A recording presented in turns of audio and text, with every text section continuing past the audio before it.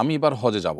হজের জন্য কি বই পড়তে পারি এবং কিভাবে প্রস্তুতি নিব যাতে আমার হজ কবুল হয় এবং সার্থক হয়? আপনার পরামর্শ চাই। হজে যাওয়ার জন্য সবচেয়ে বড় বিষয় হলো যে যথাযথ প্রশিক্ষণ দরকার। শুধু বই পড়া নয়, আসন্না ফাউন্ডেশন থেকে আলহামদুলিল্লাহ প্রতি বছর হজ প্রশিক্ষণ হয়। এবছরও ইনশাআল্লাহ যথারীতি হজ প্রশিক্ষণের ব্যবস্থা আমাদের আছে এবং যথাযথ উপায়ে আপনি নিবন্ধন করে কোনো পয়সা কড়ি খরচ করা ছাড়াই হজের ট্রেনিং নিতে পারেন। এছাড়া হজের জন্য যে সমস্ত বইগুলো আপনার আধ্যাত্মিক প্রস্তুতিতে সাহায্য করবে, এর ভিতরে মওলানা আবু তাহের মেজবার একটি বই আছে, বাইতুল্লাহ মুসাফির ডক্টর আব্দুল্লাহ জাহাঙ্গীর রহমাহুল্লাহর একটি বই আছে ছোট হজের প্রস্তুতির জন্য, সেটা আপনি পড়তে পারেন। আর এর বাইরে বিভিন্ন ওলামা ইকরামের লেকচার আছে, সেগুলো শুনতে পারেন। আর সেরাই দৃষ্টিকোণ থেকে হজের মাসআলা এগুলো জানার জন্য অনেক ওলামা ইকরামের বই আছে, যে বইটি আপনার কাছে ভালো মনে হয়। কারণ একেকটার কলেবর একেক রকম, সেই বই আপনি আপনার সাথে রাখতে পারেন। আমরা সুন্নাহ ফাউন্ডেশন থেকে ছোট একটি লিফলেট করেছি হজের গাইড হিসাবে, সেটাও আপনার জন্য সহায়ক হবে ইনশাআল্লাহ তাআলা। এবছর আমি হজে যাব। আমার মুখ থেকে মাঝে মধ্যে অনেক দুর্গন্ধ বের হয়। ওই সময় আমি মুখে দারুচিনি, লং ইত্যাদি রেখে চিবাই, যাতে মুখের দুর্গন্ধে কেউ কষ্ট না পায়। হজের এহরাম অবস্থায় যদি আমার মুখ থেকে দুর্গন্ধ বের হয়, আমি কি দারুচিনি বা এলাচি মুখে রেখে চিবাতে পারবো?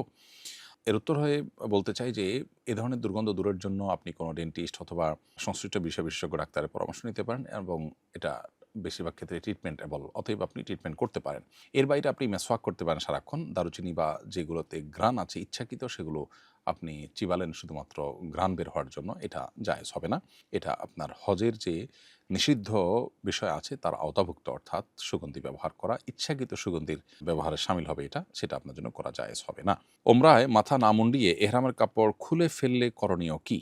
উত্তর হলো যে, মাথা মুন্ডন করা ছাড়া, যদি আপনি যখন মাথা মুন্ডন করা নির্দেশনা রয়েছে আপনার তওয়াফ এবং সাই করার পর, সেটার আগে যদি আপনি মাথা মুন্ডন করা ছাড়া যদি আপনি খুলে ফেলেন এবং সেলাইযুক্ত পোশাক পরিধান করে ফেলেন, তাহলে সেক্ষেত্রে আপনি একটি ভায়োলেশন করলেন এবং এহরাম মুক্ত হওয়ার আগেই আপনি সেলাইযুক্ত কাপড় পরে ফেলার কারণে আপনার দম ওয়াজিব হতে পারে। অর্থাৎ একটি কোরবানি মক্কাতে করে গরিবদের মধ্যে বন্টন করাটা আবশ্যক হবে, যদি আপনি যথাসময়ের আগেই সেলাই করা কাপড় পরেন। আর যদি কাপড় খুলে ফেলেছেন, খুলে আবার সেলাই কাপড় পরেননি, অন্য কাপড় সেলাই ছাড়া কাপড় পরেছেন, তাহলে সেক্ষেত্রে দম ওয়াজিব হবে না। কুড়িয়ে ফল খাওয়ার হুকুম কি? অনেক সময় রাস্তার পাশে সরকারি কিংবা ব্যক্তি মালিকানাধীন গাছের ফল পড়ে থাকে, সেগুলো কুড়িয়ে খেলে গুনাহ হবে কিনা? উত্তর হলো যে, যদি এমন হয় যে মালিক তার সে গাছের ফল কুড়াবার বা কুড়িয়ে নেওয়ার কোনো ব্যবস্থা না রাখেন, বেড়া ইত্যাদি দিয়ে সেটাকে সংরক্ষণ করবার কোনো চেষ্টা না করেন, বরং এটাকে তিনি উন্মুক্ত রেখেছেন এবং যে কেউ নিয়ে যায় সেটা নিয়ে তার কোনো আপত্তি থাকে না, এরকম যদি হয় তাহলে সেটা আপনি খেতে পারেন, কারণ এখানে তার মৌন সম্মতি স্পষ্ট। আর যদি সেরকমটি না হয়, বরং তিনি নেওয়ার চেষ্টা করেন, নেওয়ার ব্যবস্থা আছে, তাহলে সেটা আপনার নেওয়ার সুযোগ থাকলেও নেওয়াটা আপনার জন্য জায়েজ হবে না। কারণ তিনি এটা নিচ্ছেন, নেওয়ার ব্যবস্থা রেখেছেন এবং বেড়া ইত্যাদি দিয়েছেন, তার মানে হলো তিনি এটা সংরক্ষণ করতে চাইছেন। অতএব সেটা আপনার গ্রহণ করা বা নেওয়া জায়েজ হবে না। এটা সরকারি বা ব্যক্তি মালিকানাধীন উভয় গাছের ক্ষেত্রে প্রযোজ্য। নষ্ট হয়, পড়ে থাকে, নেওয়ার কোনো পদ্ধতি নেই, বরং মনের সম্মতি বোঝা যায় যে এখানে কর্তৃপক্ষ মূলত কেউ নিলেও তার জন্য কোনো আপত্তি তাদের নেই, সেরকমটি হলে আপনি গ্রহণ করতে পারেন। সকালে দাঁত তুলেছি, দাঁত থেকে ক্রমাগত রক্ত ঝরছে, এখন নামাজ কিভাবে পড়ব? অনবরত যদি পড়তেই থাকে এবং পুরো ওয়াক্তের মধ্যে কখনোই এটা না থামে, বরং বিরতিহীনভাবে পড়তে থাকে, তাহলে আপনি অজু করে ওই অবস্থায় আপনার নামাজ পড়ে ফেলবেন, কোনো অসুবিধা নেই, নামাজ হয়ে যাবে। আর যদি অপেক্ষা করলে কিছুক্ষণ পর থামবে বলে মনে হয়, তাহলে থামা পর্যন্ত অপেক্ষা করে তারপর আপনি নামাজ পড়বেন। ২ খুতবার মাঝখানের সময় পড়ার জন্য বিশেষ কোনো দোয়া আছে কিনা? না, বিশেষ কোনো দোয়া নেই। অনেক ফকিদের মতে এটা দোয়া কবুলের সময় মনে মনে দোয়া করবে, আর বিশুদ্ধ মত অনুযায়ী এটা নীরব থাকার সময়। কখনো কখনো ইস্তেগফার করার জন্য ইমাম সাহেব, খতিব সাহেব খুতবাতে আহ্বান করে থাকেন, অতএব মনে মনে আপনি ইস্তেগফার করতে পারেন। তো আমার পালিত একটি বন্ধ্যা ছাগল আছে, যা কখনো বাচ্চা দেয়নি। আমি নিয়ত করে সামনের কোরবানির ঈদে এটি কোরবানি দেব। প্রজনন অক্ষম ছাগল কোরবানি দিলে কোরবানি হবে কিনা? এর প্রশ্ন উত্তর হলো যে, পালিত বন্ধ্যা ছাগল যেটা কখনো বাচ্চা হয়নি, সেটা আপনি যদি কোরবানি দিতে চান, তাহলে সেক্ষেত্রে কোরবানি বিশুদ্ধ হবে। কোরবানি বিশুদ্ধ হওয়ার জন্য প্রজননে সক্ষম এরকম হওয়াটা কোনো শর্ত নয়। বিধায় এ ধরনের ছাগল, তার বয়স যদি যথাযথ বয়স হয়ে থাকে, তাহলে তা দিয়ে আপনি কোরবানি দিতে পারেন এবং আকিকাও দিতে পারবেন।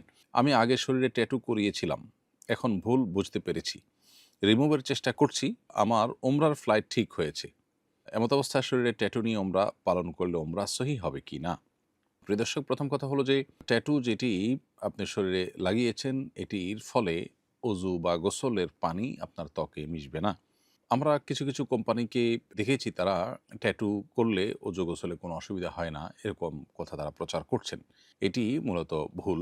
ট্যাটুর ফলে ত্বকে অজু বা গোসলের পানি পৌঁছে না, যার ফলে অজু বা গোসল হয় না। আপনি ভুলে যে কাজটি করেছেন, এখন সেটি ভুল বুঝতে পেরেছেন, আল্লাহর কাছে তওবা করবেন, সেটি আপনার কাজ, আপনি ইতিমধ্যে সেটি করছেন। এর পাশাপাশি এই ট্যাটু রিমুভ করার জন্য আপনি সর্বাত্মক এবং সর্বোচ্চ চেষ্টা করবেন। সাধ্যের সবটুকুন দিয়ে চেষ্টা করে যদি আল্লাহ না করুন এটি তোলার কোনো উপায় না থাকে এবং তুলতে আপনি না পারেন, তাহলে নিরুপায় হয়ে গেলে আশা করা যায় যে আপনি ওই অবস্থায় অজু বা গোসল করলে আপনার উমরাও হবে এবং অজু বিশুদ্ধ হয়ে যাবে। যেহেতু আপনি নিরুপায় এবং আর কোনো বিকল্প পথ আপনার সামনে খোলা নেই। কিন্তু যতক্ষণ পর্যন্ত বিকল্প পথ খোলা আছে তাহলে সেক্ষেত্রে আপনাকে ট্যাটু রিমুভ করতে হবে। উমরা বিশুদ্ধ হওয়ার জন্য অবশ্য ট্যাটু মৌলিকভাবে প্রতিবন্ধক হওয়ার কথা ছিল না। কিন্তু যেহেতু উমরাতে তওয়াফ আছে, তওয়াফ শর্ত আর তওয়াফের মধ্যে অজু দরকার এবং অজুর সাথে এই ট্যাটুর একটা সম্পর্ক দাঁড়িয়ে গেছে, যেহেতু ট্যাটুর ফলে অজু হওয়া না হওয়ার সম্পর্ক আছে। সেই জায়গা থেকে আপনার জন্য এই ট্যাটু রিমুভ করে তারপর উমরা যাওয়ার চেষ্টা করতে হবে। আর উমরার চেয়ে বড় কথা হলো ৫ ওয়াক্ত নামাজ আপনাকে পড়তে হচ্ছে। অতএব ট্যাটু রিমুভ করে আপনি অজু গোসল করবেন এবং সর্বাত্মক চেষ্টা করবেন। আর একান্ত যদি কোনো উপায় খোলা না থাকে তাহলে যেটি বললাম, ইনশাআল্লাহ নিরুপায় হিসাবে আপনার অজু বিশুদ্ধ হয়ে যাবে।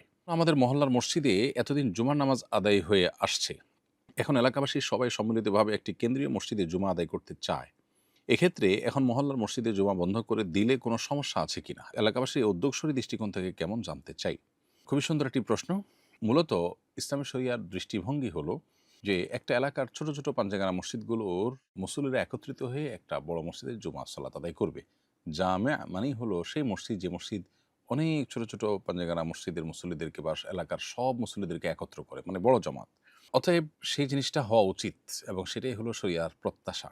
দুর্ভাগ্যজনক বিষয় হলো যে আমাদের দেশে প্রত্যেকটা মসজিদই জুমা মসজিদ এবং পুরো এলাকায় ছোট, ছোট পাঞ্জাগানা মসজিদগুলো থেকে একটা জামে মসজিদে একত্র হওয়ার যে পথ সেটা অনেকখানি রুদ্ধ বা সেটা সেভাবে আমাদের দেশে প্রতিষ্ঠিত না। এখন আপনারা যে উদ্যোগ নিতে চাচ্ছেন যে ছোট, ছোট যে মসজিদগুলোতে জুমা চালু আছে, আপনারা সেগুলোতে জুমা বন্ধ রেখে একটাতে জুমা সবাই মিলে আদায় করতে চাচ্ছেন, এটা প্রশংসনীয় কাজ।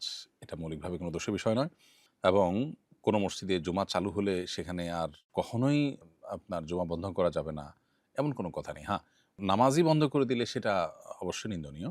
কিন্তু মসজিদ চালু হয়েছে, মসজিদ সালাতের জন্য চালু হয়েছে, সালাত চালু আছে, জুমা চালু ছিল, জুমাটা জাস্ট হচ্ছে না।